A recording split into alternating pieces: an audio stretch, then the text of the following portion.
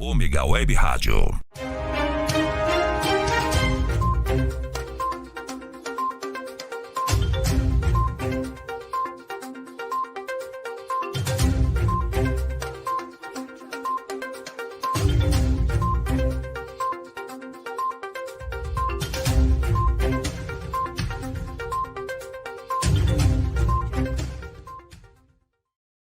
Tem que deixar mais assim. Boa noite. Hoje, com mais um programa Fatos em Destaque, vamos falar hoje sobre um tema bastante interessante. Afinal, domingo é Dia das Mães. A gente tem essa figura sempre, a ideia de que a mãe é aquela que faz bem, que é aquela pessoa boa, mas infelizmente nem sempre é assim. Mas a gente não vai hoje tratar sobre isso.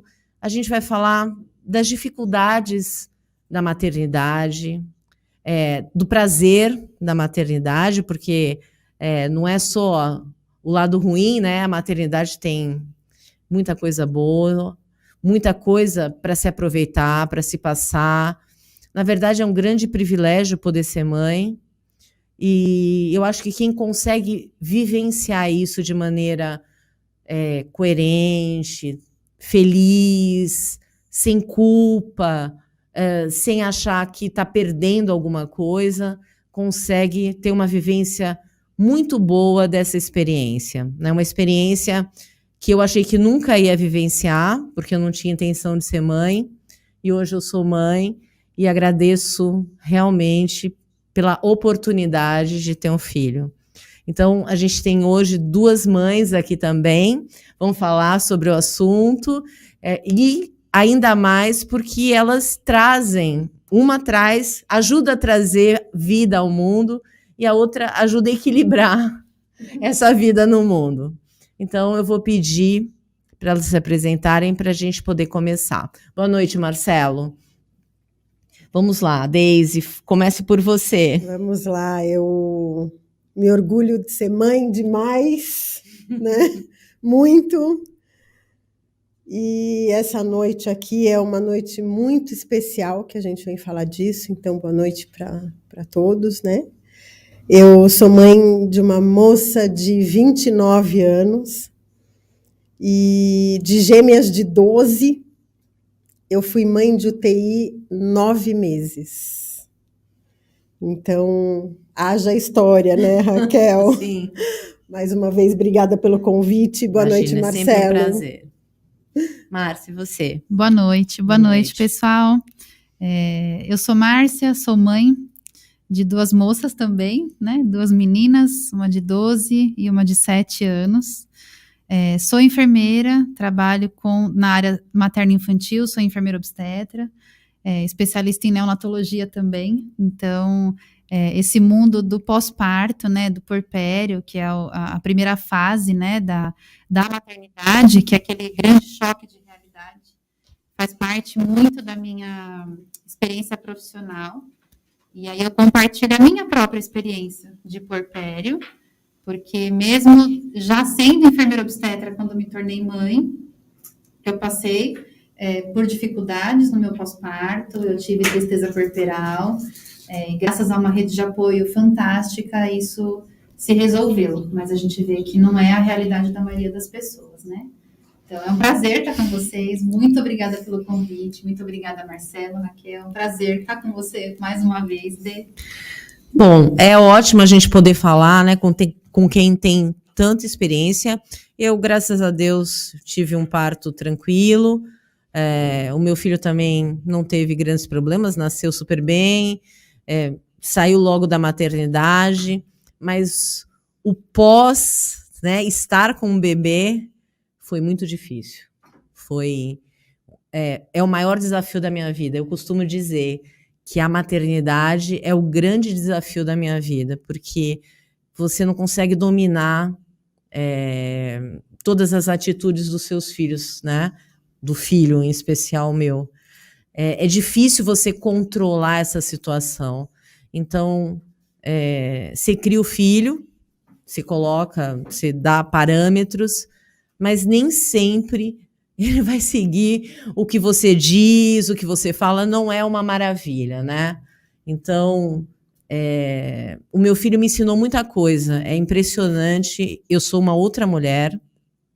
Eu era uma mulher muito rígida, em especial com outras pessoas. Eu achava que todo mundo tinha que ter o mesmo ritmo que eu, tinha que viver do mesmo jeito que eu vivia, tinha que se dedicar do mesmo jeito, e ele me fez aprender que cada ser humano é diferente. Então foi um aprendizado difícil, mas apesar da maioria das mulheres terem aí pelo menos 4 meses de licença maternidade, eu tive 10 dias. E tive cesariana. Então, para mim, foi uma experiência até traumática, porque eu precisei voltar a trabalhar, e aí o bebê, né, com 10 dias, teve que ir para o escritório, e eu tive que conciliar minha vida profissional com uma experiência que eu nunca tinha pego uma criança no colo. Então, eu tinha 0 de experiência.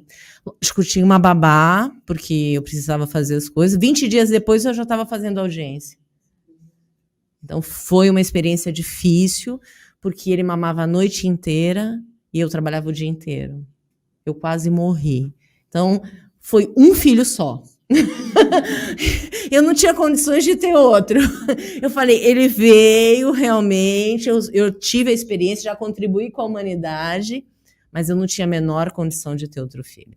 Foi muito difícil mesmo. Eu acabei ficando doente depois, porque eu não descansei, e ele sugava demais, ele mamava dia e noite.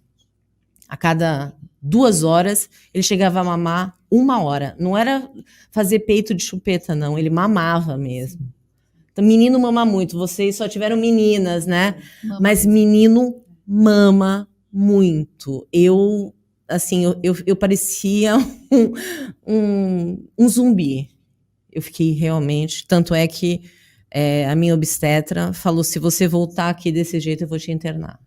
Eu fiquei realmente muito abalada. É interessante isso, né, Raquel? Porque a licença maternidade no Brasil, a maioria das empresas proporcionam 120 dias, né, de licença. Algumas empresas que têm a questão do tributo. Do tributo, Isso. Aí tem o direito aos 180 e isso. Estatutários e concursados têm direito aos 6 meses, né? Isso. Eu tive as 2 experiências, né? Tanto de 4 quanto de 6, e eu percebo que a minha independência em relação à minha filha mais nova, assim, a questão da volta ao trabalho, da tranquilidade, foi muito mais suave, porque eu fiquei 6 meses e quando eu voltei já tinha começado a comer, mamou 6 meses exclusivamente, foi muito diferente. Mas o que você fala em relação a esses 10 dias realmente é uma situação, imagina, uma loucura. A mulher, ela passa por um período que chama esterogestação, não sei se vocês já ouviram falar. Não. A esterogestação, elas são os 3 primeiros meses de vida do bebê. Então, nessa fase, depois a Deise até confirma isso pra gente, porque isso vai espelhar lá na frente. O bebê, se fosse possível, a gestação humana duraria 1 ano, porque é o tempo que o bebê precisaria para ter uma maturidade neurológica, para poder entender que ele está fora do útero. Só que não cabe um bebê até 12 meses de gestação, não cabe dentro do útero. Então, o bebê nasce, completado 40 semanas, né, o que equivale a 9 meses, e os próximos 3 meses é uma simbiose. Ele ainda entende que ele faz parte da mãe. Ele não entende que ele é um corpo separado. Por isso essa necessidade de mamar, de sucção, de estar perto, de contato, de colo, de carinho. E aí eu atendo muitas mulheres em pós-parto. Eu faço consultoria de amamentação.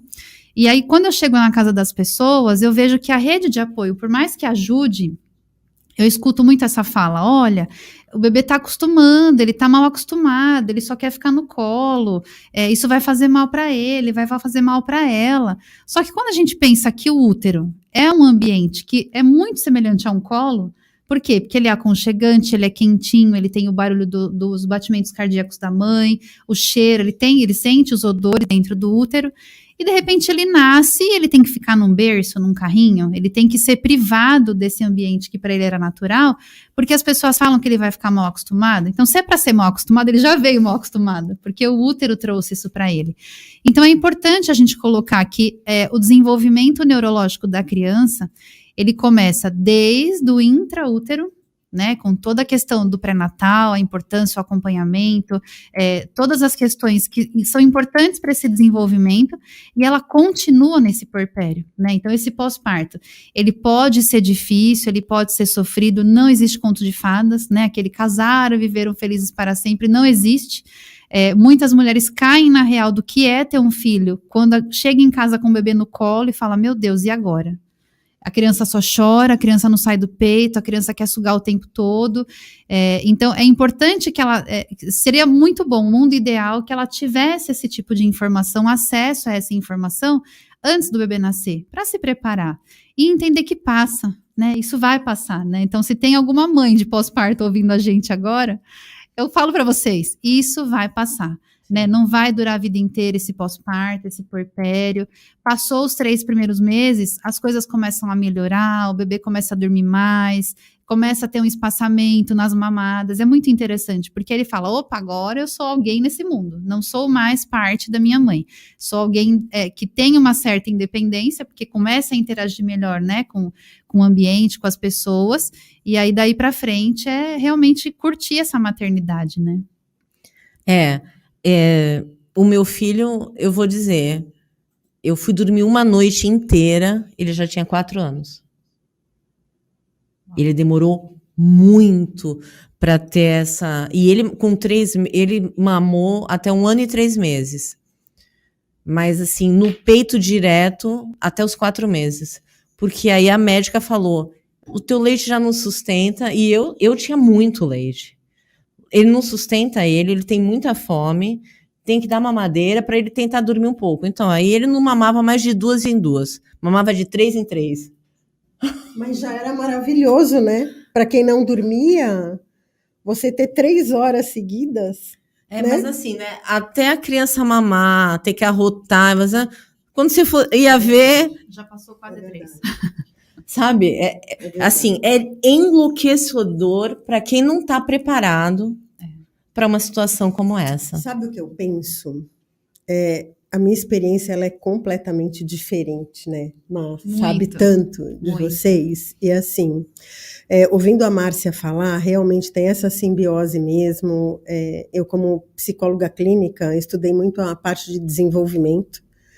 Na faculdade nós tínhamos tudo isso, então... fase oral, fase anal, fase fálica, né? Então existe essa simbiose mesmo. Dentro desse processo todo de maternidade, eu separo em alguns momentos. Então você tem a gestação, então eu vou engravidar, aí já começa uma expectativa grande, fantasias, aquele conto de fadas que a Márcia colocou. O bebê imaginário, né? E aí a mulher engravida, né? O casal engravida, né? Quando corre tudo bem, os 2 engravidam, né? E aí você vai tendo contato gradativo com a realidade. Então você pode passar bem, você pode ter enjoo, você pode ficar mais intolerante, mais irritada, tem o seu parceiro ali com você, né? Então começam outras questões, né?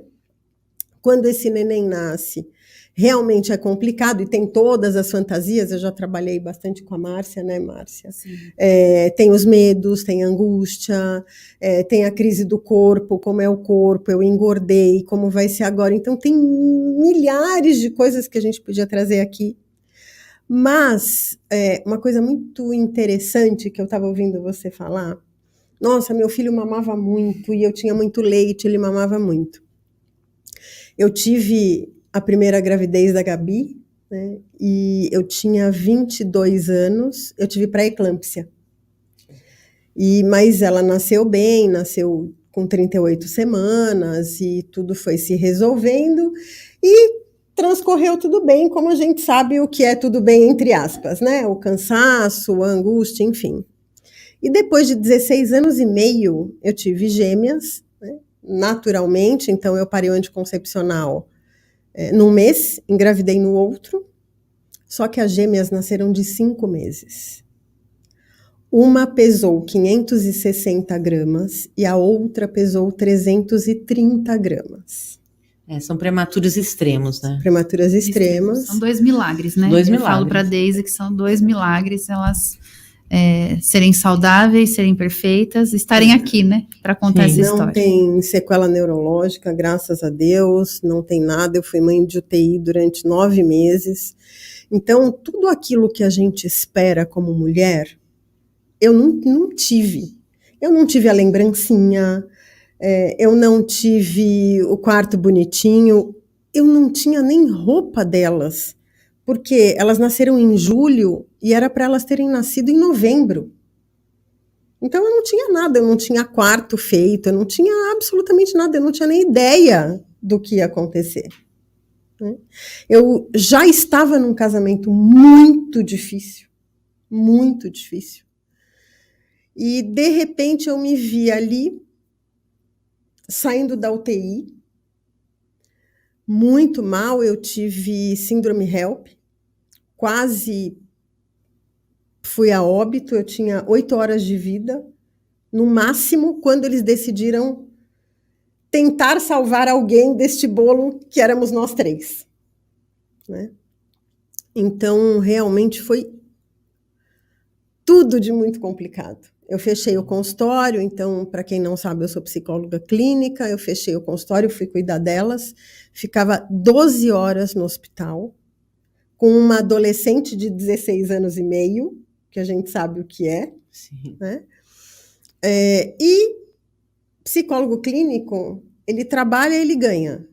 Ele não trabalha, ele não ganha. E eu não ganhava. E como eu já estava numa crise complicada, eu passei de tudo que vocês podem imaginar. Mas, quando você é mãe, isso é uma dádiva, por mais que eu tenha sofrido o peso, a frustração, o medo, né, de 2 crianças, quando elas fizeram 1 quilo juntas, tinha bexiga em cima da incubadora delas. Porque juntas, elas não tinham 1 quilo. Uma com 560 e outra com 330. Sim. Né? A primeira cirurgia de uma delas, ela tinha 420 gramas. Foram 6 cirurgias. E eu estava sozinha, com o apoio da minha filha de 16 anos. Então, quando você quer ser, dá para ser mãe. Sim. Né? E eu estava ali naquele bolo todo e falei, o que é que eu vou fazer disso aqui? E eu comecei a fazer atendimento de pais dentro do hospital. Então eu atendia pais de UTI. Depois me especializei em luto, porque a gente fala da maternagem, só que eu conheci um outro lado. Infelizmente, eu vi muitos óbitos. Então, como é a maternagem daquela mulher e daqueles pais que são pais por 8 horas? Sim. Que são pais por 20 dias. Eu fiquei lá 9 meses. E aí o que aconteceu? Manu saiu com 4 meses e Valentina saiu depois de quase 9 meses. Então eu tinha uma de 16 anos e meio, uma com 4 meses em casa, e a outra com 4 meses na UTI. E eu sem trabalhar. Para quem conhece São Paulo, eu morava no Brooklyn e eu ia a pé até a Estação Paraíso, porque eu tive as meninas ali no Santa Joana. Então eu passei toda a dificuldade que vocês podem imaginar. E quando você quer muito, é possível, você dá um jeito. Sim, eu acho que é possível mesmo. Eu acho que assim, eu estava falando para o Marcelo e vou dizer de novo aqui, Deus só dá a cruz conforme você pode carregar. Sem dúvida. Eu não conseguiria viver uma situação dessa. Porque se eu tivesse que parar de trabalhar, eu ia morrer. Porque o meu trabalho sempre foi uma coisa, assim, cresceu, é um outro filho. Se eu tivesse que fechar o escritório, eu ia enlouquecer. Então, eu costumo dizer que a gente tem os problemas em que você consegue contornar esses problemas. Eu soube que estava grávida com 4 meses. quase quando você teve filho. Exatamente. Certo? Então, assim, eu só descobri porque eu desmaiei um dia. O meu ex-marido tinha diagnóstico que ele não teria filhos de jeito nenhum, nem com inseminação. Então, todo mundo perguntava, você acha que você pode estar grávida? Não. Eu fiz raio-x, endoscopia, eu bebi, eu tingi o cabelo de tudo que foi jeito. Até que um dia eu desmaiei com dor nos rins. Eu falei, não, eu tô doente. Alguma coisa é. Emagreci. Aí eu fui no médico. Aí eu falei, bom, a única opção é a ginecologista, vamos lá. Ela falou, você tá grávida de 4 meses. Eu falei, não tô. Falei, não, eu não tô. A senhora tá enganada. Não posso, não tô. Ela me viu tão desesperada que ela falou assim, tá, moça, então pode ser um cisto. Tem nome, CPF, né? Mas eu descobri, eu estava com 4 meses já completos. E aí eu falei, bom, e agora? Eu estava fazendo mestrado em São Paulo, pós-graduação em Santos, com projeto de dar aula na pós. De repente eu falei, e agora o que eu vou fazer da minha vida? Então, assim, foi uma grande surpresa. Mas engraçado que eu sempre dizia que eu só iria engravidar se fosse assim. No susto. Né? Senão, se eu tivesse que parar, programar, eu jamais ficaria grávida. O universo escuta, né? Exatamente, isso é muito Não real. Não é? E sempre foi mesmo, foi uma coisa que eu sempre disse, porque eu perdi meu pai cedo e eu não queria ter uma pessoa que eu pudesse, que eu amasse muito, que eu quisesse perder. Então eu não queria um filho. Porque eu não queria... Eu sabia que o vínculo seria muito forte, até pelo meu perfil, e eu sabia que eu não queria nunca mais ter que passar por aquela dor. Então, eu falava, não vou ter filhos, eu quero só minha vida profissional. E eu fui pressionada várias vezes, não, vamos casar, vamos ter filhos, e eu falava, eu rompi o relacionamento, e falava, não, eu não vou casar e não vou ter filhos. E isso foram várias vezes. Mas quando teve que chegar, ele chegou. E aí ele chegou chegando. Ele não pediu licença. E eu ainda falo, né, ele se escondeu por 4 meses para eu nem pensar e assim, fazer sei lá, eventualmente praticar alguma coisa que não podia e ter um aborto espontâneo. Não. Eu viajei, eu andei de barco, eu andei para baixo e para cima. Eu fiz tudo que uma grávida não pode fazer. E eu não tinha um enjoo, eu emagreci. Ficou lindona. E aí a médica falava assim, assim? Você não sente uma cosquinha? Eu falei, mas que cosquinha, doutora? Não tem cosquinha nenhuma. Porque ele estava de 4 meses. Ela falou, gente, não é possível. Eu não tinha barriga. Eu fechei o meu jeans normal até 7 meses. Meu Deus, você não sentia mexer? Então, é isso que eu tô falando. Eu fui sentir o meu filho mexer...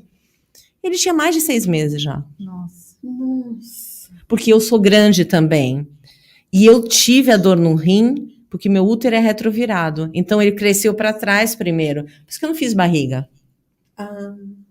Eu estava com 9 meses para ter o João, e tinha gente que não sabia que eu estava grávida.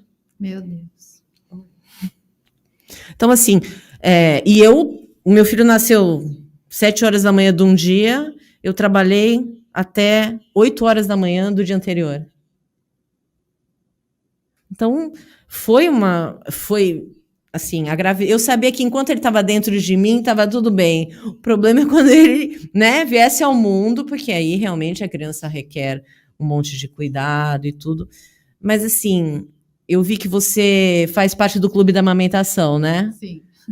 O que eu mais amava era amamentar. É uma sensação, quem não pôde, eu lamento muito, né? Mas eu senti uma coisa que eu não tenho como descrever. É uma história curiosa, porque, imagina, o meu organismo não estava pronto, né? Então, eu ia no lactário, aquela fila no lactário, e eu chegava no lactário e tirava 1 ml de leite. Eu não estava pronta. Sim. E aí o pessoal brincava, eu virei motivo de chacota no hospital, eles falavam assim para mim, você pode me dizer o que você está fazendo na fila do lactário? Eu falei, eu vim tirar o meu 1 ml. Como? São gotas de ouro. Né? 1 ml São vale gotas de ouro. ouro. Eu falei, elas vão mamar.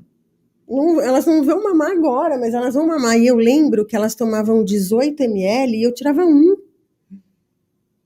Eu falei, não, mas tá tudo bem, eu vou amamentar. Eu amamentei as 2. Né?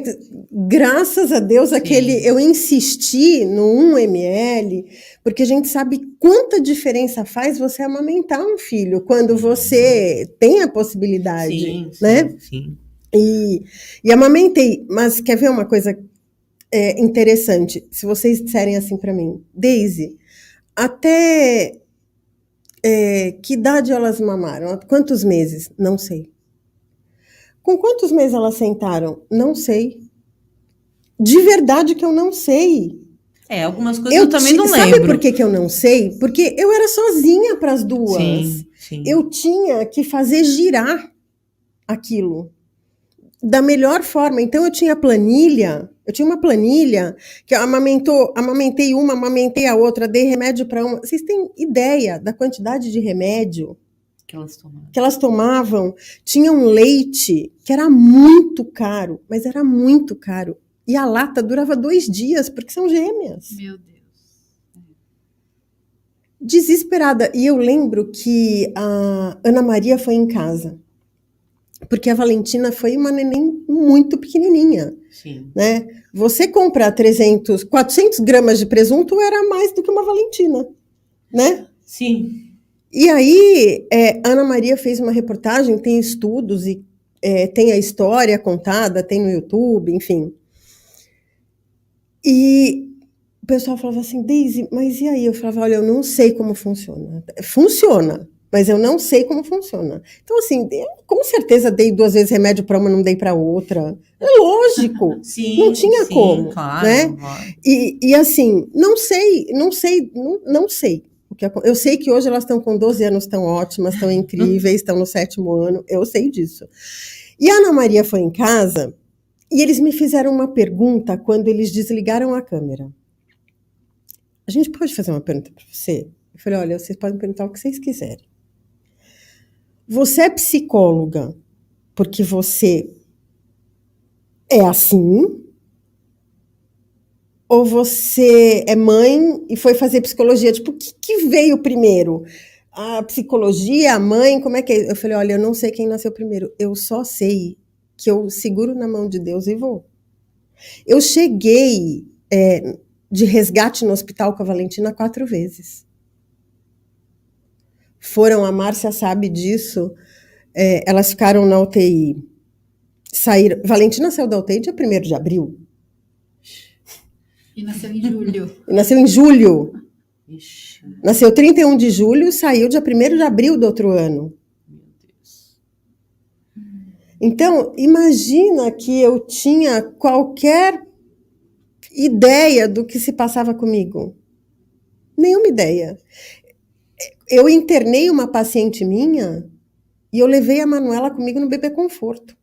E eu falei para minha paciente, pelo amor de Deus, você está com a minha filha no banco de trás. Eu não tinha o que fazer. A Gabi, que é a mais velha, me ajudava em tudo que ela podia. E o que ela não podia, ela era adolescente. Então, assim, são histórias, né, Márcia, que a gente conversa, são histórias, assim, que vocês, hoje, né, escutando a gente falar, escutando a gente trazer, eu acho que mais do que falar da maternidade, a gente traz a esperança de que pode dar certo. A gente traz a possibilidade de dar certo. Sim. A dedicação. Então, por exemplo, Daisy, como é hoje? Você sente culpa? Você acha que você deu conta? Eu acho que eu dei muita conta. Sem dúvida. Né? Eu acho que Sim. eu dei muita Com conta toda certeza. de muita coisa. Sim. Eu lembro, chegavam quilos de fralda em casa, eu não sabia nem quem tinha mandado. Olha, eu vou falar uma coisa para vocês, de verdade. Deus não desampara. Sim, sim. E Isso. escuta as mães, né? Em especial, escuta as mães. E assim, eu não dormia. Porque como que você dorme com duas? Você não dormia com o João. Eu não dormia, né? Não dormia. E... Porque ele mamava demais. Mas era tão fora da normalidade que ele nasceu no São Luís. E ele teve icterícia. E ficou no hospital. E eu tinha muito leite. Quer dizer, colostro, né, no começo, entre leite e colostro.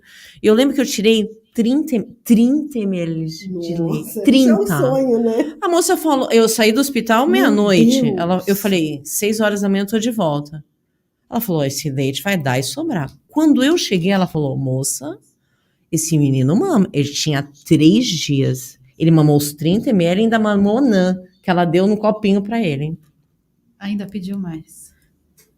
E eu cheguei, ele tava berrando de fome. Como se ele não tivesse mamado nada, assim. Ele tinha 3 dias, ele ainda tinha reserva.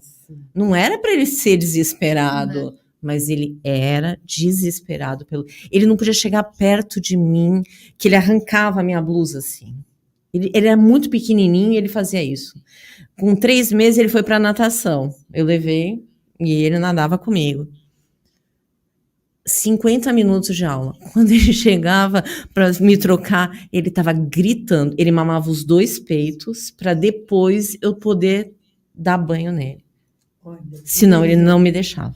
É lindo, né? Coisa linda, né? Eu acho. Eu acho.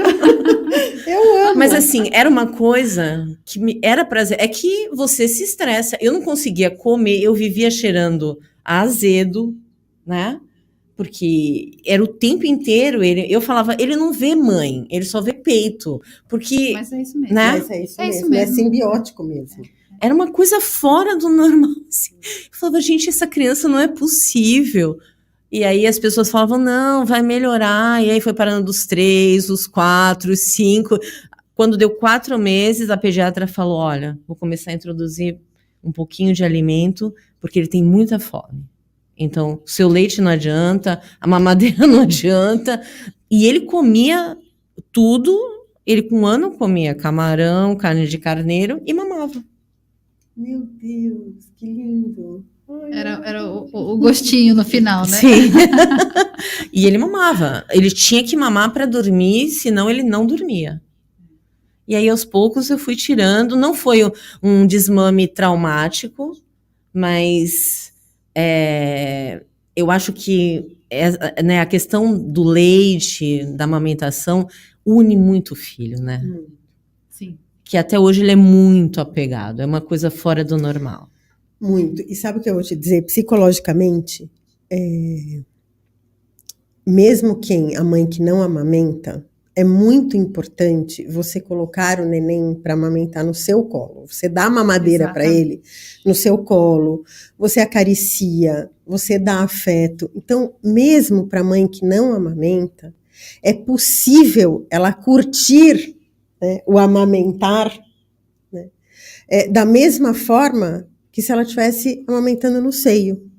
E isso é muito importante. Não é porque você não dá o seio para o seu filho que você não vai criar vínculo. Você vai criar o vínculo com carinho, com afeto, com um olhar.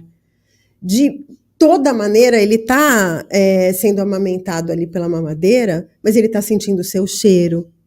Né? Tem o contato mãe-bebê, a Márcia pode falar disso também muito, né, Má?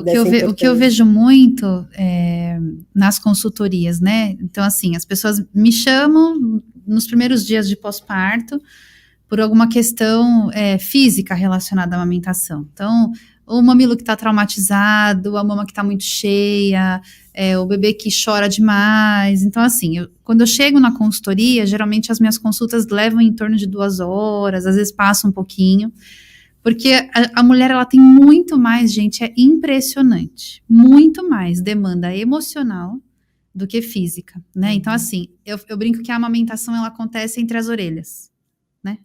Na cabeça. Sim. Porque é muito hormonal. Então, os hormônios responsáveis pela produção e pela ejeção do leite dependem que essa mulher esteja tranquila. Por quê? Porque se ela estiver num pico de estresse, ela tem uma descarga de adrenalina, essa adrenalina vai ser soberana em relação à prolactina e à ocitocina, que são os hormônios da amamentação, e vai falar, olha, aqui quem manda sou eu, vocês não têm lugar. E aí a mulher começa a refletir isso na amamentação. Tem um ditado que fala, o bebê chora o que a mãe não chora. Por quê? Porque o puerpério, ele é pesado, ele é nebuloso.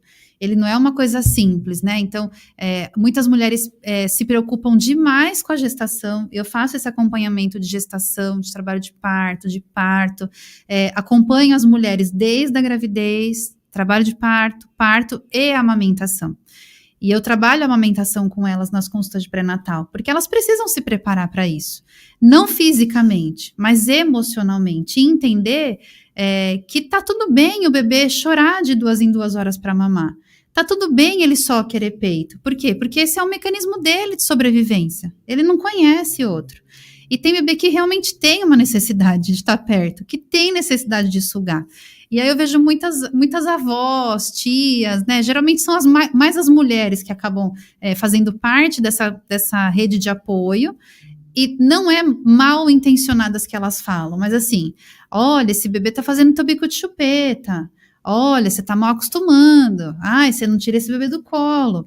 E aquilo vai pesando no ombro dessa mulher. E aí ela tem que dar conta de uma culpa. Será que eu tô fazendo a coisa certa? Será que eu sei ser uma boa mãe? Será que o meu filho gosta de mim? Eu já escutei isso, gente, em consultoria. Da mãe falar assim, ele não pega meu peito, Márcio, eu acho que ele não gosta de mim. E chora. Tem dias que eu choro junto, porque falei, não existe isso, não existe um bebê que rejeita a sua mãe, que rejeita, a gente tem que olhar muitos fatores. Muitas vezes a gente vê uma língua presa, uma postura, a forma como coloca o bebê no peito, ele não consegue abocanhar da forma correta, e não significa que ele não gosta, isso não existe, né? O bebê que rejeita a mãe, que não gosta da mãe, não existe isso. Por quê? Porque ele foi criado naquele ambiente, ele foi gerado naquele ambiente. Só que ele também precisa ser acolhido com afeto e com amor. Então, o bebê não faz bico de chupeta. Não existe isso, até porque eles não têm essa malícia. Ah, minha mãe, ela tem cara de chupeta, eu vou aproveitar. Não, eles não têm essa malícia. Mas eles têm necessidade, que é a fase oral que você falou, Dê. Quando o bebê está no seio, ele alterna a forma de sucção nutritiva para saciar a fome e não nutritiva para saciar a necessidade afetuosa, né, desse bebê, as necessidades emocionais. Sim. Então, o que a Daisy colocou e que muitas mulheres se cobram, e eu vejo muito isso, o bebê não está ganhando peso no peito, o bebê não está conseguindo mamar. Então, tem diversas dificuldades, daria assim uma outra live só para a gente falar das dificuldades, e que a mãe carrega muito essa culpa. Então, o bebê não mama por minha culpa, ele não gosta do meu leite, então ela traz isso muito nela. E tá tudo bem se o bebê de repente precisar de uma amamentação mista por um tempo determinado, se ele precisar de outros métodos para poder receber essa nutrição, mas o que ele precisa muito é receber esse afeto, é receber esse carinho. Então, se a mãe não pode amamentar, não consegue amamentar, não tá dando conta, que ela traga esse bebê para o seu seio, no sentido de colo, e fala, o seu alimento também é possível chegar de outra forma, mas aqui, no seu colo, no lugar de onde você veio.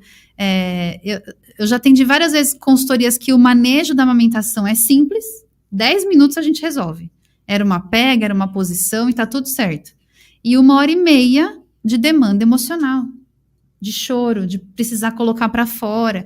Então, assim, o pós-parto, né, e assim, eu acabo focando mais na questão do puerpério, porque é onde eu tenho uma vivência muito maior por conta da minha atuação profissional, mas eu vejo isso depois refletir lá na frente, né? A minha própria experiência com a minha primeira filha, que foi uma gestação super desejada, planejada, tanto por mim quanto pelo meu marido. O parto foi tudo tranquilo, né? Apesar de ter sido uma cesárea contra a minha vontade, mas foi uma indicação real, né? Ela estava em sofrimento fetal, precisou ser uma cesárea.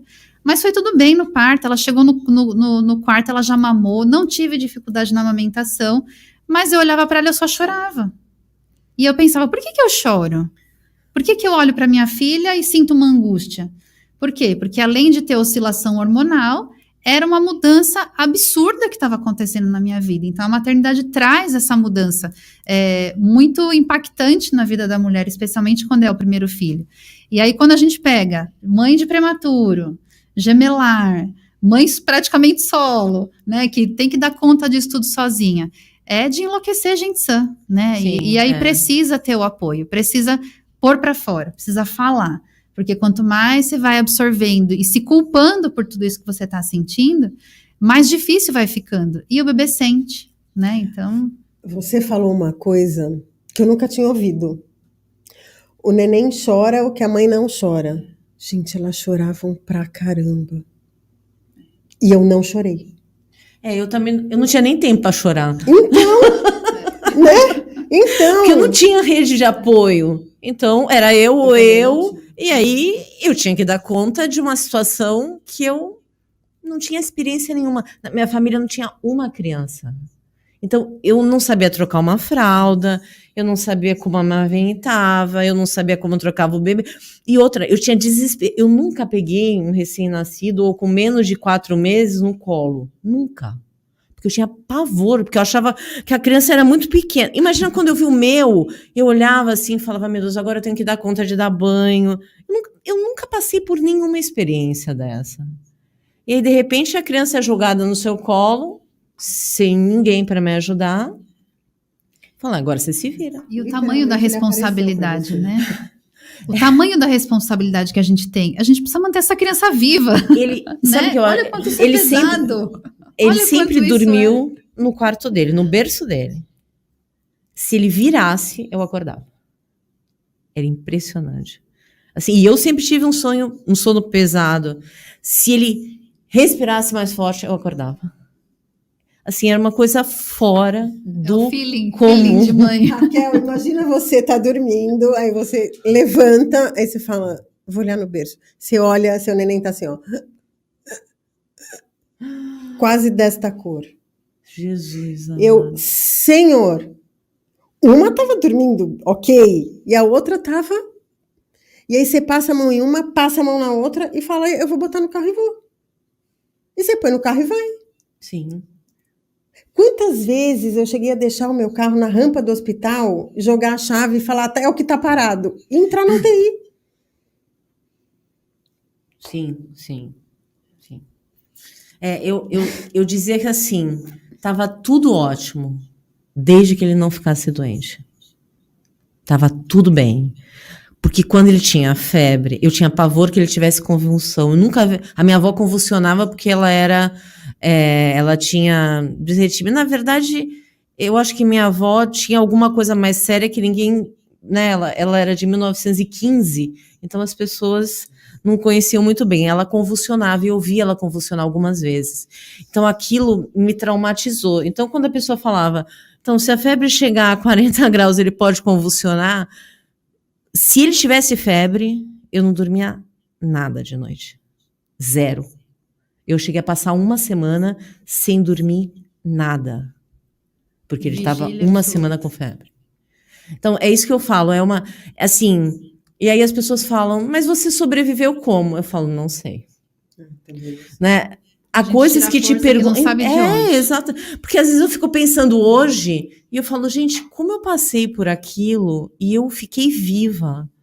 Né? Porque não é uma situação simples. Você não dorme, você não come direito, você não pensa, porque é verdade o hormônio, né?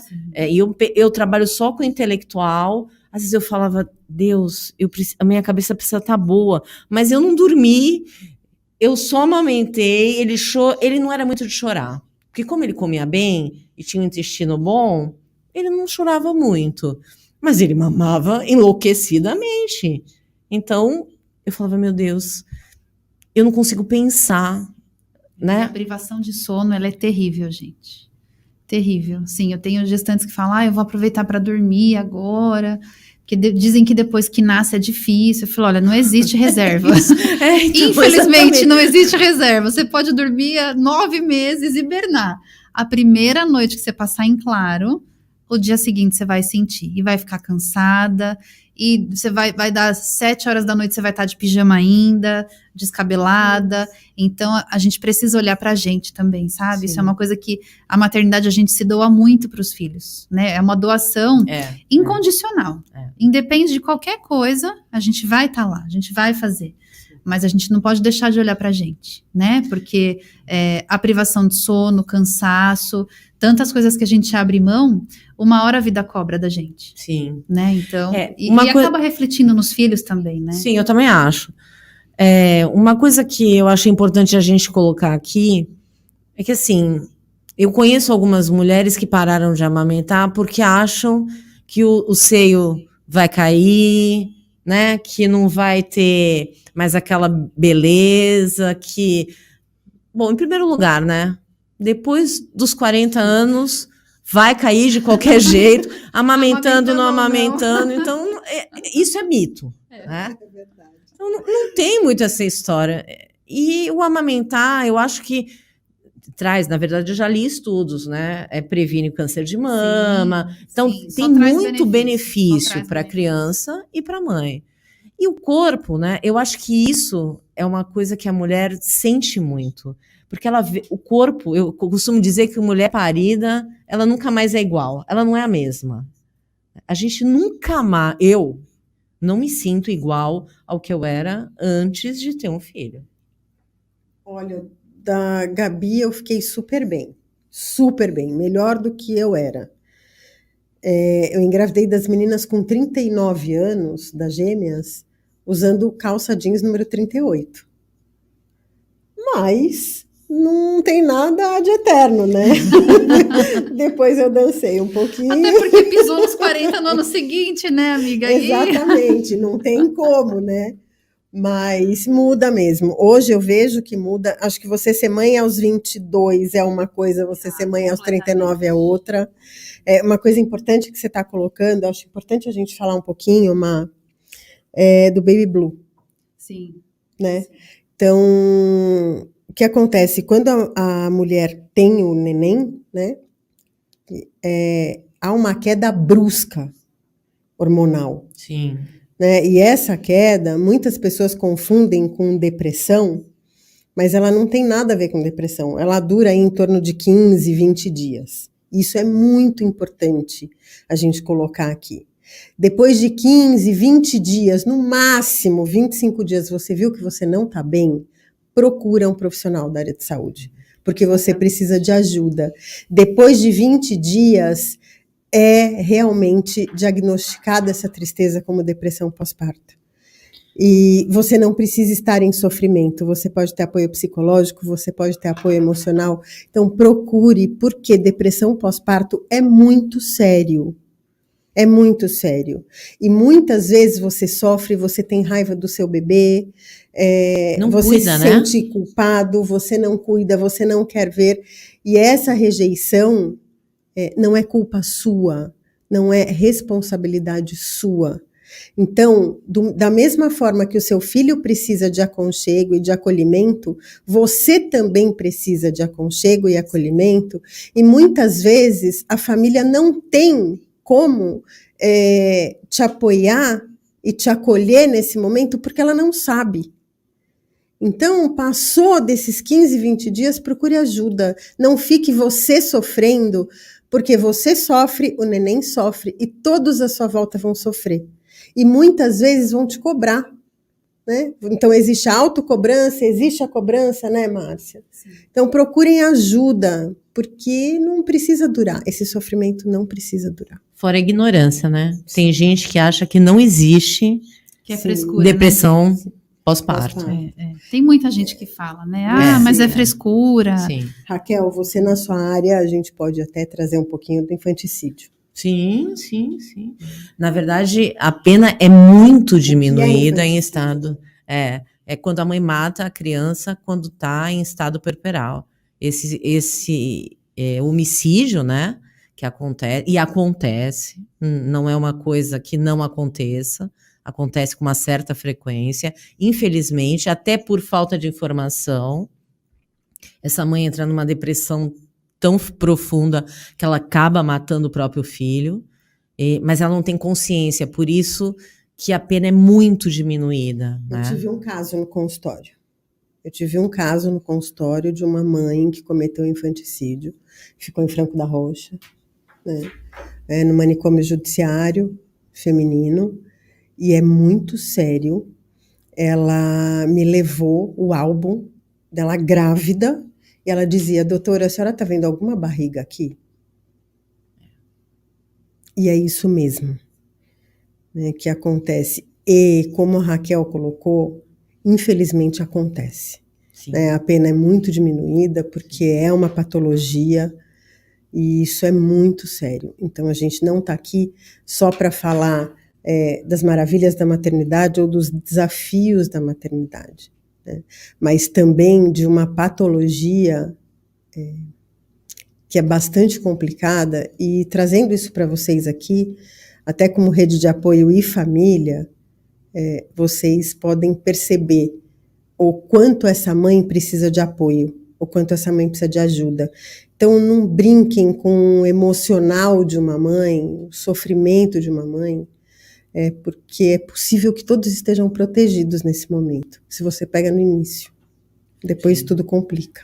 Né? E é importante colocar também que muitas vezes ela não tem essa consciência, né? Sim, que ela tá com depressão pós-parto, porque pode ser realmente uma evolução do baby blues, né? Que é a tristeza puerperal, que é absolutamente normal. Mais de 85% das mulheres em pós-parto tem a tristeza puerperal, porque o hormônio literalmente despenca, é uma queda brusca, assim. Placenta saiu, o hormônio despenca, e aí tem todas essas sensações, mas elas duram pouco, né? 15, 20 dias, como a Daisy falou. Só que muitas vezes elas se associam com outros fatores também, né? O entorno dessa rede dela, né? Da chegada da criança, da falta de sono, não consegue se alimentar. Muitas vezes o parceiro ou a parceira não tem condições de ficar com ela, não tem licença paternidade, não tem... Sim, tem, né? As pessoas, a gente tenta entender a dinâmica familiar também. Não tem uma mãe que mora perto, ou, de verdade, pessoas que mais dão palpite do que ajudam, e as coisas vão evoluindo, né? Então, quais são os sintomas mais clássicos da depressão pós-parto? Passou esse primeiro mês de vida do bebê, essa mulher está sempre triste, com ares melancólicos, pouco vínculo com o bebê, ou sensação de culpa, ou chora à toa, choro fácil, não tem paciência, né? Muitas vezes a mulher briga com o bebê, chama a atenção do bebê, o bebê chorando, mas por que você está chorando? Já vi situações como essa, e isso alguém precisa olhar para isso, porque pouquíssimas mulheres, e a Deise está aqui, não me deixa mentir, pouquíssimas mulheres vão ter o insight de falar: opa, eu acho que eu tô com depressão pós-parto. Não tem mesmo. Raríssimas. Sim. Então, se alguém não sinalizar e falar: filha, mulher, amor, seja lá, amiga, você não tá bem, vamos conversar? Você quer conversar? Você quer falar? Porque é o primeiro passo, né? Ela falar o que ela tá sentindo. E aí sim buscar ajuda, que eu acho que na vida todo mundo deveria fazer terapia, né, Dê? Tá bem, tá mal, não importa, porque a gente vive numa sociedade que cobra muito da gente, né? A propaganda do Boticário, desse mês do Dia das Mães, super impactante, né? A mulher julgando a si própria. Você não amamentou, você colocou seu filho cedo na creche, você tem que trabalhar, você não cuida. E aí quem absolve essa mãe? O próprio filho, e fala: tá tudo bem. Por quê? Porque é o que a gente estava conversando antes da gente entrar no ar, né? A questão da qualidade. Nem sempre a mulher que tem total disponibilidade para ser mãe, que não precisa trabalhar, que tem recursos, que o marido dá conta, nem sempre essa mãe vai ser a mãe perfeita. Que, aliás, gente, mãe perfeita, só existe uma possibilidade, não ser mãe. Exatamente. Você quer ser uma mãe perfeita? Você não seja mãe, porque é impossível, né? Não existe maternidade perfeita. A maternidade real, ela é dura, ela é difícil. E quem transforma isso numa situação leve? É a gente, né? Então, assim... Outras mulheres. Eu também acho que a conversa é muito importante, né? A gente ter um espaço, conversar, poder trocar experiência. Hoje a internet permite mais isso. Quando eu fui mãe, ainda não tinha essa internet toda, né? E eu fui mãe com 34 anos. Eu já não era mais uma menina, mas eu achava que era muito cedo para ser mãe, sabe? Eu achava que aquilo tinha que ir mais para frente. Mas porque eu não estava preparada, assim, eu não tinha um planejamento para ser mãe, né? Mas o que eu falo é que a partir do momento que eu descobri que eu ia ser mãe, eu mudei o meu perfil. E aí eu falei, não, o único que não pode sofrer é essa criança que vem e que não pediu, né, para estar aqui. Mas, assim, muitas vezes eu me peguei, não com culpa, porque eu não pararia de trabalhar, mas pensando, poxa, eu podia ter um pouco uma qualidade, porque era assim, às vezes a pessoa falava, ele falou com cuidade. Não sei. Não lembrava. Eu não tinha tempo para algumas coisas. Então, assim, com quanto tempo ele deu o primeiro passo? Não sei. Eu sei que com 9 meses para 10 meses ele começou a andar. Ele caiu e aí com 10 meses ele já andava. Ele era muito rápido para tudo. Com 1 ano ele já falava várias coisas. Tanto é que com 1 ano e meio ele foi para a escola. 1 ano e 3 meses ele foi para a escola. Porque ele falava mãe, pai, água, quero, não quero. Então, ele se expressava já. E aí, por quê? Porque ele ia para o escritório e via a gente entrando, saindo. Então, ele tinha muita oralidade. E aí, isso fez com que ele ficasse cada vez mais... Socializou ele bem rápido. Mais social, né? Sabe que isso que você está trazendo, e aí são vários olhares, né? Numa família, existe a sistêmica familiar. O neném, ele já nasce com um papel. Sim. Isso é bastante importante colocar. Né? Então, você falando isso agora, ele foi para a escola e tal. Existem todos os tipos de casamento que a gente pode pensar e imaginar, todos os papéis que a gente pode pensar e imaginar. Né? Então, tem filhos que nascem substituindo um aborto, um neném que veio a óbito. Tem filhos que nascem com o papel de salvar o casamento. Tem filhos que nascem para agradar o sogro e a sogra. Tem todo tipo de papéis que já vem com ele. Então, muitas vezes, a mãe, quando esse neném vai para a escola, ela também se sente angustiada porque tirou parte dela. Existem adolescentes que eu atendo com 13, 14 anos que dormem com os pais. Qual é o papel deste adolescente já que dorme com os pais? Que papel tem esse filho para um pai e uma mãe que infantilizam essa criança e adultizam essa criança? Então, eu chamo aqui porque a mãe e a maternagem, ela não é só quando o bebê nasce e é bebê. Sim. Não, acho que é pior ainda. Só muda de fase. Só piora. Você vai ser mãe sempre. É igual videogame. Tá mudando de fase. E vai ficando cada vez mais difícil, né, gente? Pela vida toda. E tem um detalhe ainda. Né? Por exemplo, minha mãe hoje, de 84 anos, eu virei mãe dela também. Você não deixa de ser mãe nunca. Sim. Né? Sim. Porque você vai ressignificando a sua maternagem. Então, é muito importante a gente colocar isso. Eu tenho a Gabi com 29 anos hoje, e eu não posso cobrar dela, filha, a hora que você chegar em casa me liga. Mas quando ela me liga, eu durmo tão em paz. Né? E assim, a maternagem é um ir e vir constante de erros e acertos e de você equilibrar aquela história de você tira 6 laranjas de cá, põe na balança de cá e vê como é que você equilibra, e não tem receita para você ser mãe. Eu penso que ser mãe é você ter disponibilidade interna, é você querer ser mãe. Eu acho que essa é a melhor medida. Sim. Né? E eu digo muito isso, Deus nos confiou a maternidade. Então, Daisy, penso que, no mínimo, As minhas filhas têm que sair deste mundo melhor do que elas chegaram. E ainda assim, nós temos a responsabilidade porque nós estamos criando seres humanos. Então, uma vez eu atendi um pai no consultório, uma família bastante comprometida, e o pai não me ouvia de jeito nenhum.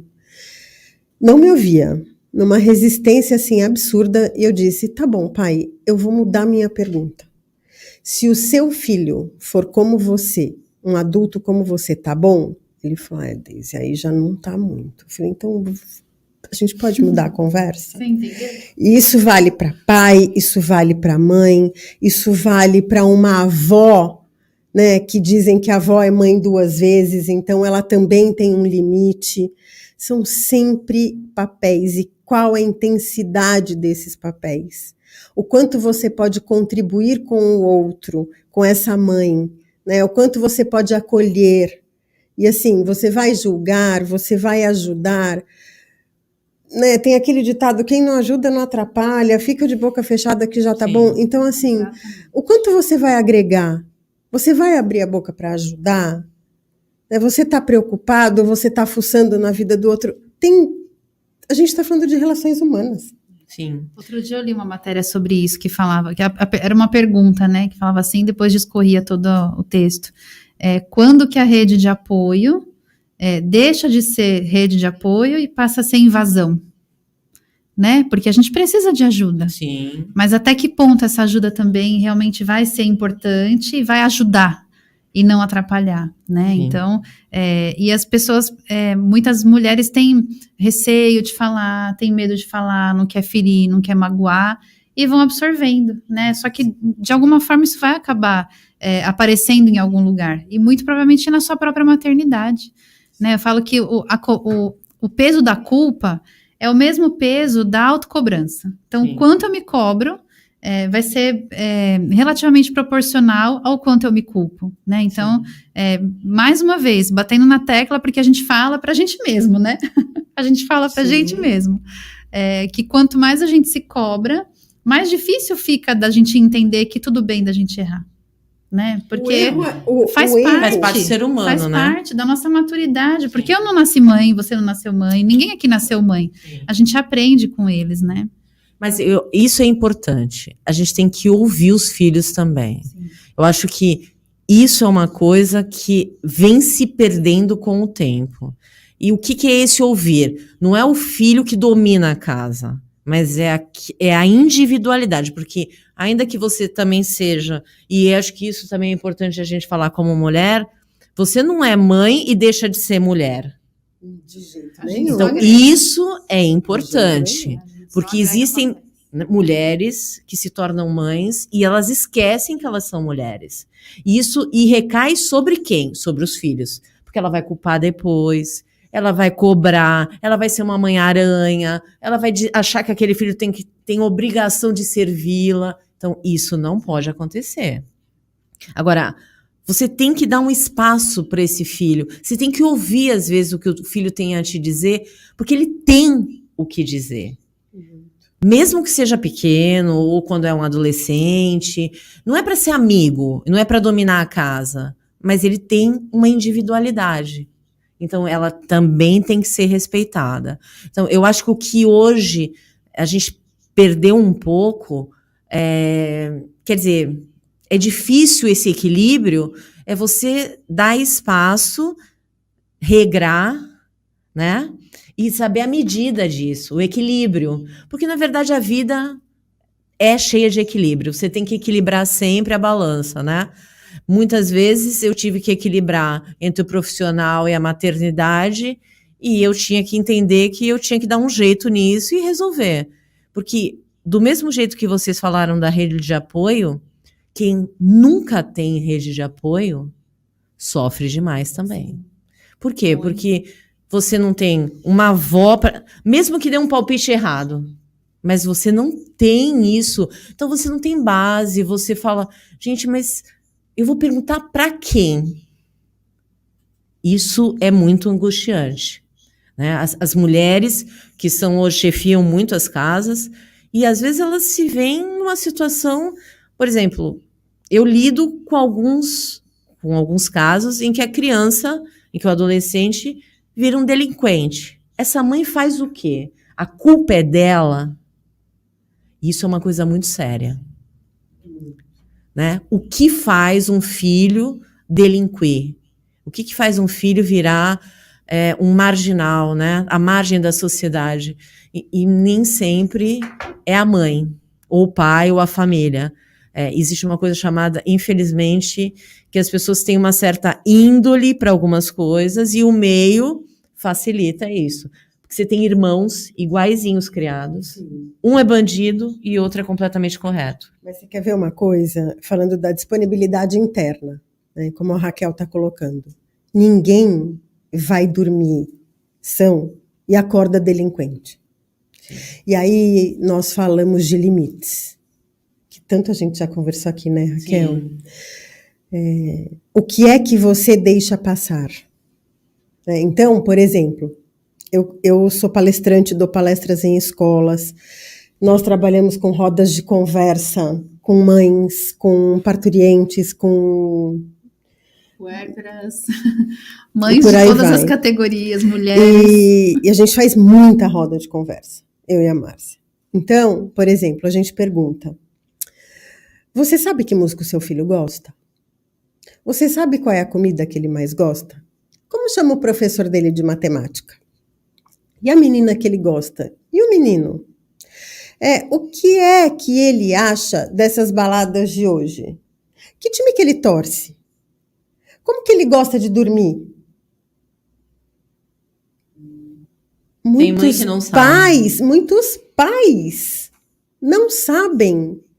Tem pais, e isso é verdade, tem pais que perdem os seus filhos dentro do quarto, que perdem os seus filhos na internet. Cada vez mais comum hoje isso. Cada vez mais. Então, você imagina, eu falo isso até numa palestra, você imagina você chegar na Praça da Sé e deixar o seu filho lá por 4 horas, sozinho. Não é assustador? Sim. É mesmo, é assustador você deixar o seu filho, sei lá, de 10 anos, de 12 anos, de 15 anos, na Praça da Sé, em São Paulo, sozinho. Eu não deixaria, você deixaria? De jeito nenhum. A gente deixa eles expostos na internet. Eu acho que a gente precisa ter um bem bolado, né? Eu falo isso. Sim. O meu filho tem acesso ao meu celular, então o contrário tem que ser igual, a recíproca tem que ser igual. Eu tenho que ter acesso ao que ele vê. Raquel, você tem que ter acesso ao celular dele, nem sempre ele tem que ter ao seu. Sim, mas é uma hierarquia, entende? Eles não aceitam isso. Sim, mas às vezes o que você precisa? Você precisa negociar, porque hoje o filho, ele não é mais um filho que você diz assim, é porque eu quero, porque eu que mando e ele vai aceitar. Porque a internet, ela lançou uma série de coisas em cima. Eu estava vendo que aquele Neto, não sei o que Neto... Felipe Neto. É um dos 10 maiores influenciadores do mundo. E que faz um desserviço, né? E ele faz um desserviço. Lá vamos nós de novo, Raquel. Certo? Então, assim... Socorro. Imagina você deixar o seu filho olhando, não vendo o que ele está vendo, e aí ele começa a dizer determinadas coisas, e eu acho que é essa atenção que você tem que ver. Como é que seu filho se comporta diante de algumas situações? Então, ali é o ponto de alerta. Mas tem pai que eu sei porque eu pergunto às vezes. Eu tenho algumas situações de pais que perderam os filhos adolescentes. Eu falava, mas você não teve nenhum sinal? Ele falou uma coisa assim, ele deixou uma carta para não sei quem, ele deixou não sei o que para não sei quem. Eu falei, gente, mas será que não percebeu que isso era uma despedida? Não. Olha, muitas vezes os pais não querem enxergar, né, Raquel? Vê, mas não enxerga. Quer ver uma coisa? Mas porque dá trabalho, né? E muito. Exatamente. Quer ver? Mudança de nota. Sol, agasalho, capuz, perda de peso, irritabilidade, insônia, dormir muito, Tudo isso são sintomas de depressão. Então, fiquem atentos, porque assim, eles sempre, sem exceção, sempre, pode pôr sempre em letras garrafais, dão sinais. Sim. Mais de 3. Sempre. Sim. Sempre. Aí você fala assim, não, depressivo é aquele que não toma banho, não sai da cama. Mentira, seu filho pode estar super depressivo, correndo risco de ser um tentante, que é como a gente chama, né? Quem tenta o suicídio é um tentante. E ele pode estar sorrindo, ele pode estar no meio de amigos, ele pode passar e te beijar. Só que você tem que estar atento a outros sinais. Principalmente porque hoje em dia o jovem se mutila muito, né? Você sabe que, né, às vezes as pessoas falam assim, eu vejo todos os amigos do meu filho, quase todos de moletom e capuz, aí eu fico pensando, meu Deus. Outro dia, ele tem ido para a escola, aí eu falei, João Henrique, você tá com algum problema? Mãe, você tá louca? E ele só anda de cueca em casa. Eu falei assim, menino, você não se corta, não. Ele falou, mas que pergunta é essa, mãe? Mas porque você ouve tanta coisa, é tanta informação.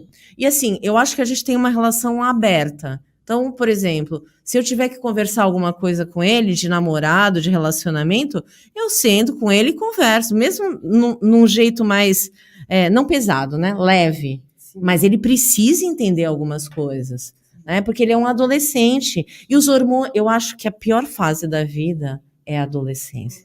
Porque você não é ninguém, ao mesmo tempo você é alguma coisa. Então, é muito difícil essa fase. E hoje em dia eles são muito cobrados, né? Pior do que a gente. Eu acho que é pior. Eu acho que muito cobrados, eles são muito vulneráveis. Sim. Eu acho que é pior. Eu acho que é muito pior. Porque na nossa época, ainda que a gente tivesse algumas situações ruins, elas terminavam. Hoje elas se eternizam por causa das redes sociais. Sim. Então isso massacra o jovem, né? Então eu acho que os pais precisam ser mãe de um adolescente, de um adulto, é tomar cuidado, é entender o problema do filho, é colocar ele no colo mesmo que ele seja grande, né? Porque isso é acolher. Eu acho que esse acolhimento do filho tem que ser eterno. Eu acho que as mães precisam entender isso. E tem tantas formas de você acolher, né? Tem tantas formas de você colocar no colo, como a Raquel está falando. Né? Eu lembro, a Gabi já era um mulherão do meu tamanho, né? Mas só tinha tamanho. Então, nós deitávamos para dormir. Eu falava, ai, Gabi, deixa a mamãe deitar aqui com você e tal. Então, a gente tinha várias brincadeiras, tipo, de uma pegar a mão da outra, sabe? E brincar de esconde-esconde, brincar de quantos dedos tem aqui, não sei o quê. Mas era o estar junto. Sim. Né? Sim. Isso é muito importante. E assim, a gente sabe quando os nossos filhos são bons seres humanos, pelas atitudes, pelas sutilezas que a gente observa. Né? Então, por exemplo, na nossa época, muito mais na minha, que eu sou mais velha que vocês, não tinha bullying. Não, eu acho que tinha. Não tinha o nome bullying. Mas não tinha o nome. Nem o peso, não tinha como é hoje. Né? Todo mundo... Quem aqui não foi chamado de alguma coisa, não teve um apelido, não puxou o cabelo? Exatamente. E aí, o que acontece? Eu fui estudar muito sobre bullying e tal. O bullying, ele começa dentro de casa. Sempre. Sim. Sempre. Porque a vítima tem perfil também. Exatamente. Então, tanto do agredido como do agressor. Isso, exatamente. E eu falo como psicóloga clínica, os dois têm que ir para terapia. Tanto a vítima, tanto ele que sofreu bullying ou ela, como quem fez o bullying. Então, existe aquela linha que é muito tênue, que a gente também não pode passar a mão na cabeça. Sim. Muitas mães falam, não, meu filho é ótimo, meu filho é o melhor. Não, às vezes não. Né? Como existe a mãe tóxica, existe o filho que é tóxico, e você está ali para ajudá-lo. Você é o termômetro. Eu falo muito para as meninas, eu falo, olha, eu vou falar uma coisa para vocês. Se vocês não puderem me contar o que vocês fizeram E como vocês fizeram, não façam. Tem alguma coisa errada. Então, elas sabem que o termômetro de casa não pode contar o que fez e nem como foi feito. Olha, pensa porque não vai ser bom para você. Então, eu acho que, além de todo o cuidado que a gente tem que ter, a gente também tem que oferecer ferramentas para esses adolescentes, para essas crianças. Como você colocou, o adolescente, ele chega num momento de pré-adolescência, principalmente, ele não é mais criança. E ele também não é adulto. Então, o que ele pode, ele já não quer. E o que ele quer, ele não pode. Como é que você lida com esse espaço aqui? É difícil. E eu falo, é difícil. Eu sou psicóloga, eu sou da área. É muito difícil. Eu sou psicóloga no consultório, dentro de casa eu sou mãe. Né? E psicólogo tem dor de barriga, psicólogo tem filho que chora, psicólogo tem filho que surta, psicólogo tem filho de todo jeito. Como enfermeira, como advogada, e não tem jeito. Não adianta a gente... Não adianta a gente sentar aqui e falar bonito. Olha, é cada suspiro que a gente dá que não é brincadeira. Né? Mas você precisa ter um diferencial, que é o ouvir, né? Que é a escuta, que é você olhar, que é você sentir como está o seu filho. A gente sempre conhece o filho da gente. E entender também o momento que a gente precisa pedir ajuda. Né? Porque muitas vezes a criança ou o adolescente manifesta alguma coisa, né? Ou verbalmente, ou no comportamento, e a gente não sabe lidar com aquilo, né? E aí a gente também precisa pedir ajuda, né? E falar, olha, não sei lidar com essa situação, eu passei por isso há alguns anos atrás, né? Daisy super me ajudou também com a minha filha, e aí quando eu fui pedir ajuda para ela, a terapeuta falou para mim, quem precisa de ajuda é você. Por quê? Porque para ajudar a sua filha, você precisa entender algumas coisas também e resgatar algumas coisas também da tua própria história enquanto criança. E foi ótimo. Para poder cuidar dela. E assim, desde que a gente começou a se cuidar, tanto eu quanto ela, o jogo virou completamente. A gente estava se afastando, ela tinha 8 anos, e a gente estava se afastando. Por quê? Porque eu cobrava dela um comportamento que eu achava que era o ideal, e não existe comportamento ideal. Por quê? Porque ela é uma pessoa e eu sou outra, completamente diferente. E aí, quando eu entendi isso, eu falei, não, ela vai ser quem ela é, e ela não vai ser quem eu gostaria que ela fosse. Então, quando a gente deixa de criar expectativa, e aí eu coloquei isso para várias situações da minha vida, né? Desde que eu comecei a deixar de criar expectativa em relação às pessoas, a minha vida se tornou muito mais leve, né? Porque assim, a Daisy é muito amiga minha, a gente se dá muito bem, mas eu não crio expectativa em relação a ela, porque ela é ela e eu sou eu. De repente, se ela tem algum comportamento que eu não teria, não cabe a mim julgar. Aprendi outra coisa com ela, sacola. Cada um tem a sua sacola, né, Dê? E a Gabi traz muito isso. Eu tenho minha filha também, a Gabi. E ela fala, mãe, isso não é da sua sacola. E aí ela tá na questão da idade, 12 anos, o conflito, os amiguinhos e tal. Olha, mãe, o fulano, a fulana tem algum problema, alguma questão, mas então, é a sacola dele, o que eu posso fazer? Eu escuto, mas eu não posso fazer nada. Eu falei, então, é isso mesmo, porque a gente tem que entender quais são os nossos limites, porque senão eu ultrapasso a margem deles, independente de quem seja. Com meu marido é assim, com as minhas 2 filhas é dessa forma, né, assim, elas trazem alguma questão, de repente, de relacionamento, de convivência, ou algumas atitudes, e a gente fala, olha, não é legal agir dessa forma, ou parabéns pela sua atitude, mas não criar expectativa em falar, olha, se eu fosse você, eu faria desse jeito. Então, a gente já nem tem esse discurso. Por quê? Porque eu não sou ela e ela não sou eu. Né? De repente, o que eu penso como correto, na cabeça dela ainda não é. Ou realmente não é para ela naquele contexto, né? Então, é muito, muito interessante isso, né? Eu lembro do meu filho um dia, o meu filho é muito calado, assim, no sentido de cada um tem a sua vida e eu não tenho que me meter na vida de ninguém, porque ele é da paz, ele é diferente de mim, eu sou da guerra e ele é completamente diferente. E um dia eu falei assim, escuta, teve uma briga na sua escola, o negócio foi super sério, você não me contou nada? Ele falou, você precisa saber da vida dos meus amigos? O que isso interessa, mãe? Você vai interferir no quê? E eu olhei pra cara dele. Oi? Depois eu fiquei pensando, realmente não vai interferir. Mas eu não podia deixar, ele era muito pequeno. Eu falei, escuta, mas eu preciso saber se chegou em você, se você falou alguma coisa, como é que você se posicionou? Não me atingiu em nada. Se me atingisse, você seria comunicado. Então você não tem que saber. Então, a partir dali, como ele é muito diferente de mim, eu tive que, desde muito cedo, aprender o que você aprendeu. Então, assim, eu tive que respeitar o espaço dele, porque ele era completo. Eu não entendia as atitudes dele, às vezes. Porque o meu filho, por exemplo, dizia, mamãe, eu te amo. Eu falava, aham. E ele falava, mamãe, eu te amo. Eu falava, aham.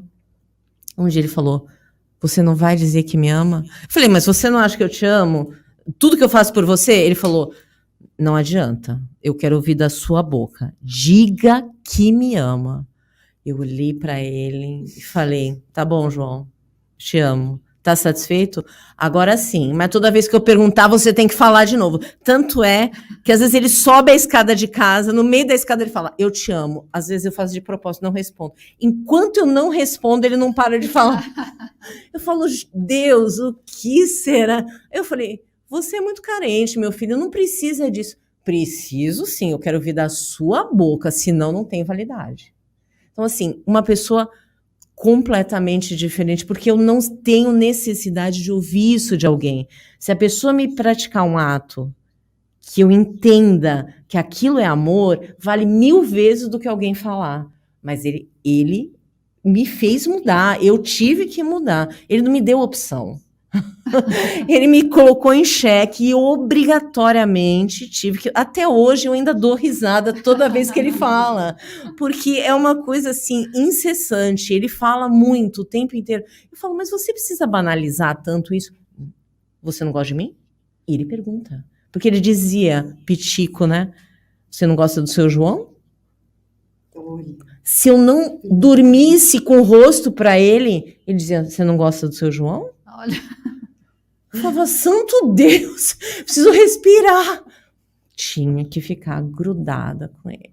Essa coisa da cama, de estar... Até hoje, às vezes ele levanta no final de semana, vai para minha cama, e aí ele quer um abraço, ele quer que eu brinque com ele quer resgatar. Outro dia ele foi fazer cabana. Eu falei, meu filho, com esta idade, João Henrique...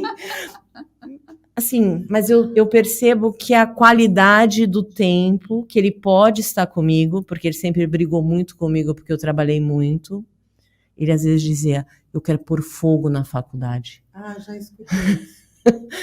A minha pequena fala, mãe, não sei porque tanto bebê tem que nascer. Por quê? Porque cada vez que nasce o bebê de alguma gestante que eu atendo, eu tenho que ir, sim, independente da hora. E ela fala, mãe, final de semana, tomara que esse final de semana ninguém resolva nascer, tá? Fala para tuas fala para suas gestantes que esse final de semana não pode nascer ninguém. No aniversário dela, ela ficou extremamente preocupada. Mãe, isso porque eu tinha 3 datas prováveis de parto muito próxima do aniversário dela. E eu rezando, né? Senhor, pulo dia 24, pulo dia 24. E aí ela me cobrava, mãe, e se algum neném quiser nascer no dia 24? Porque o dia 24 é meu e você é minha. Eu falei, então, mãe, já combinou, tem outras pessoas que vão atender, e todas as minhas gestantes sabiam. Eu falei, olha, gente, eu trabalho o mês inteiro, em qualquer horário, mas no dia 24 é aniversário da minha filha, e eu preciso estar com ela. E todas elas super compreensíveis. Graças a Deus, nenhum nasceu nem perto do dia 24, deu tudo super certo. Mas ela me cobra nesse sentido também, de estar perto, de estar junto. Muito real dos filhos para a mãe que está no mercado de trabalho.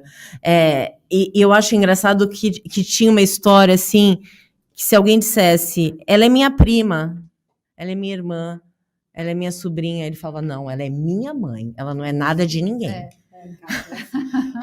Em casa é assim. Em casa é assim, aconteceu hoje, antes de eu vir para cá. Elas estão em casa vendo, elas são prova viva disso. E uma outra coisa... que é essa história assim, mãe, porque eu fui para online, né? Tudo foi online. E online, todo mundo super abalado emocionalmente, ou no começo, ou no meio da pandemia, ou agora, porque agora está vindo síndrome de burnout direto. Sim. E elas olham para mim e falam assim, não estou acreditando. Eu não estou acreditando. Você vai atender de novo? Eles nos conformam, né? Não. Mas sabe uma coisa que eu falo muito para as né? minhas filhas? Porque, assim, eu sou apaixonada pelo meu trabalho, né? Assim, Também. Todas, né? elas são prioridades na minha vida e elas sabem disso, porque eu falo isso para as duas todos os dias. Mas eu sou apaixonada pelo que eu faço no meu trabalho também. E aí, quando elas começam, ai, mãe, porque a gente tá com saudade, mas você vai sair de novo, você vai trabalhar de novo. Eu tento organizar o meu tempo de trabalho enquanto elas estão na escola. Mas, eventualmente, eu preciso fazer um atendimento, sair para parto, enfim. E aí, o que eu falo para elas? Eu falo, eu amo vocês demais, vocês duas são prioridades na minha vida. Mas eu gosto muito do que eu faço. E, gente, é muito legal trabalhar com o que a gente gosta. Porque, assim, além da gente ter o retorno financeiro para a gente poder pagar as nossas contas, passear, tomar lanche, comprar sorvete, a gente fica muito satisfeita com o retorno que a gente tem do nosso trabalho. Por quê? Porque é importante elas enxergarem que a gente também é feliz trabalhando. É o nosso lado mulher que precisa ser suprido, né? Às vezes a gente vai sair, eu e meu marido, um Vale Night. De vez em quando a gente ganha um, né? Minha mãe, que é minha rede de apoio maravilhosa, não sei se ela tá me assistindo, provavelmente ela tá me assistindo, minha fã número 1. E aí a gente ganha um Vale Night, as meninas, pode ir junto? Mãe, pode ir junto com vocês? Falei, então, dessa vez não, vovó cuida, né? Vocês estão com a vovó faz pipoca, põe filme, faz toda aquela coisa de vó, que é uma delícia também, que é um momento da mamãe e do papai. Mas vocês não gostam da gente? Fala, a gente gosta muito de vocês, demais. É por isso que a gente vai ter esse momento só nós dois. Porque também é importante, inclusive para vocês. Né? Outro dia a Gabi falou, mãe, nunca vejo você brigando com o papai, por quê?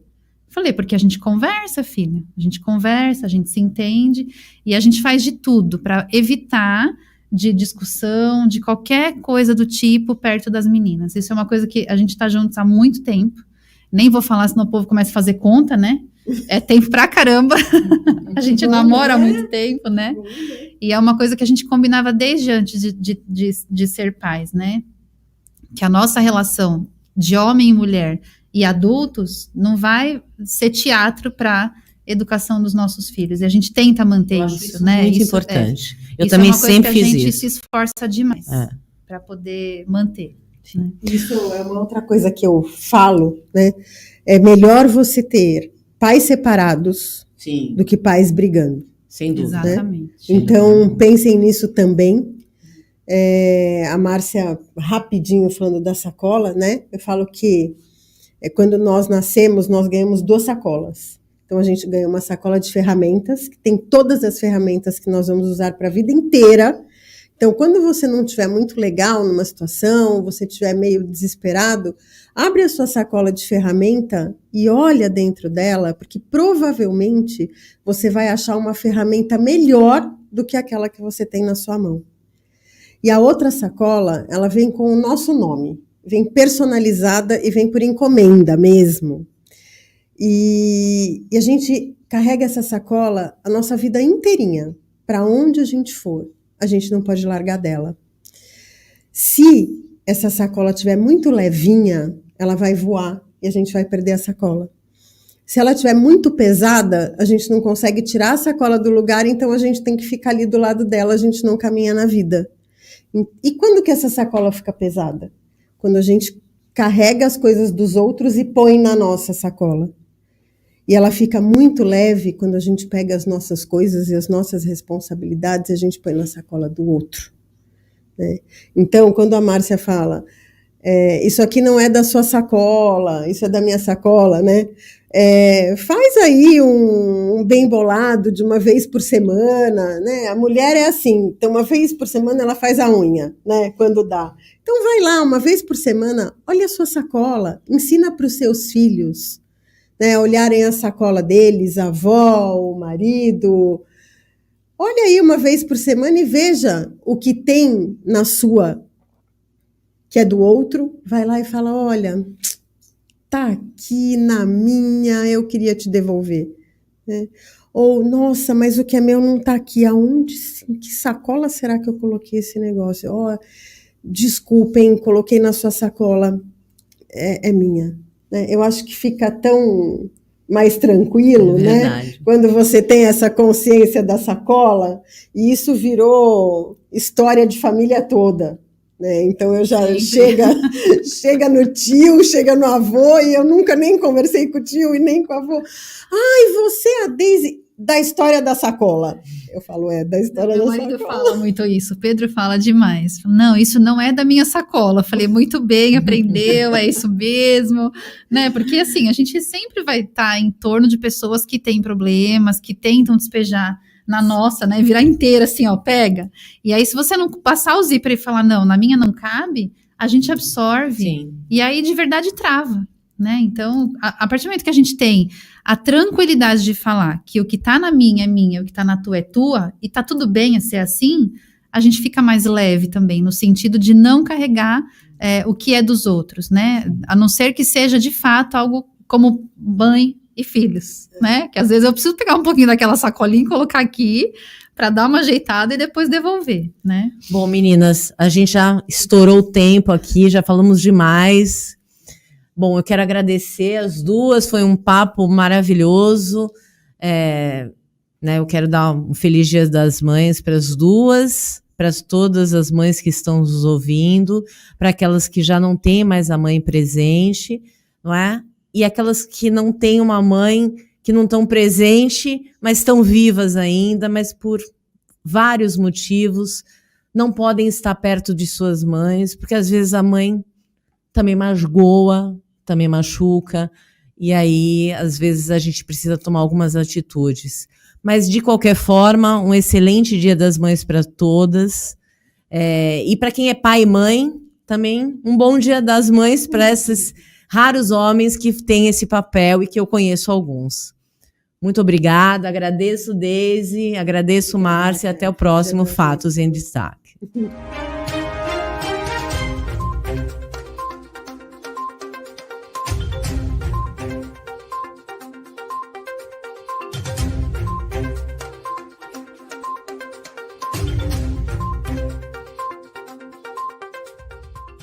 Compartilhe esse link.